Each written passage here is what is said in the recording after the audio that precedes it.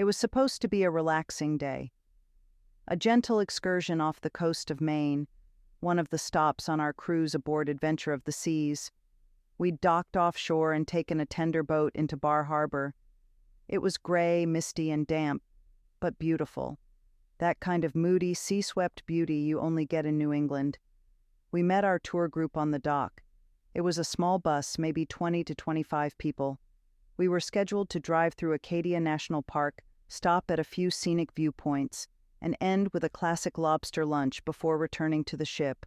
It sounded easy enough, but we had no idea that by the time we reached the top of Cadillac Mountain, the weather would close in, and our tour guide would turn from quiet observer to shadowy trickster. Before we got off the bus, the tour guide surprised us with a warning. "You're on your own up there.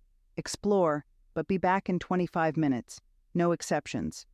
The bus leaves so we can make it to lunch and get back to the tenders before your cruise ship sails." He made it clear this was no guided experience. He wasn't coming with us. And then came the reassurance that would lead us astray. "The path around the summit circles back," he said. "You'll end up right where you started." It was a misty morning on Cadillac Mountain. The fog was so thick you could barely see 10 yards ahead. Still, it had a magic to it, otherworldly and quiet. Our bus pulled into a nearly empty lot at the summit. There was only one other car and no people in sight. We stepped out into the mist, wondering where the trail even began. We had 25 minutes to explore. We spotted a path cutting through the rocks and began walking. It wasn't well marked, but it matched the guide's description, circling the summit. The trail wound gently around the mountain, fog swallowing the view. There was no sense of direction, just quiet steps and shifting shadows in the mist. It felt like we were still at the top, but something wasn't quite right. We followed the couple down the rocky path. Their calm, confident pace made us feel sure. This was the way back to the parking lot at the summit. But the trail just kept going and going, downhill. The summit wasn't circling back, it was vanishing behind us. The fog thickened, the drizzle turned to a cold mist, and the path narrowed as we slipped on mossy rocks, descending blindly through a forested slope. It had taken us 15 minutes to get here, and we only had 25 before the bus would leave. That's when it hit us. The tour guide's voice, "The path around the summit circles back. You'll end up right where you started." It was a lie. This wasn't a gentle loop. It was a steep descent, and every step forward took us farther from safety and the bus ride back to Bar Harbor and the cruise ship. We stopped, turned around, and said it out loud. "We're not going to make it if we don't turn around right now." Time started slipping. There were no signs, no markers, just a rocky slope leading down into the trees. We checked the time. 5 minutes to go. Panic kicked in.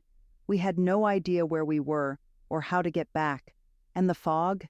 It was thicker than ever. We crested the last rise, breathless, soaked, trembling. The fog didn't clear, but something in us did. And then, the bus. It was still there, doors open, idling, waiting. We didn't speak. We just looked at each other, soaked through, wide-eyed, half laughing, half shaking. We made it. We don't know how, not really. But something carried us. Something more than just panic, more than just instinct, something we still can't quite name. La niebla, aún presente, nos cubrió en un vago avance hacia la seguridad. We stepped onto the bus and soaked, flushed, catching our breath. No one looked up. No one asked if we were okay, not even the guide. We weren't late, not technically. But we were the last to board, and we knew it.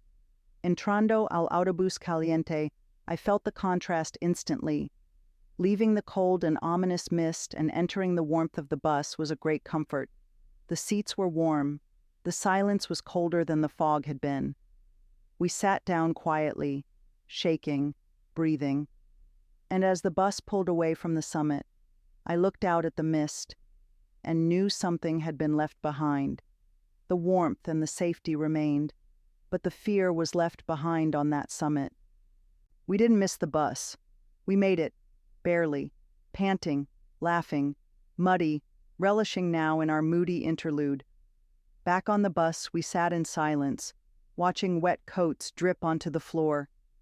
The windows were fogged again, traced in breath, edged in something unspoken.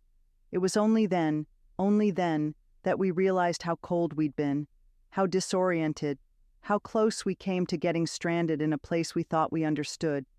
It wasn't just Bar Harbor out there. It was something wilder, more real,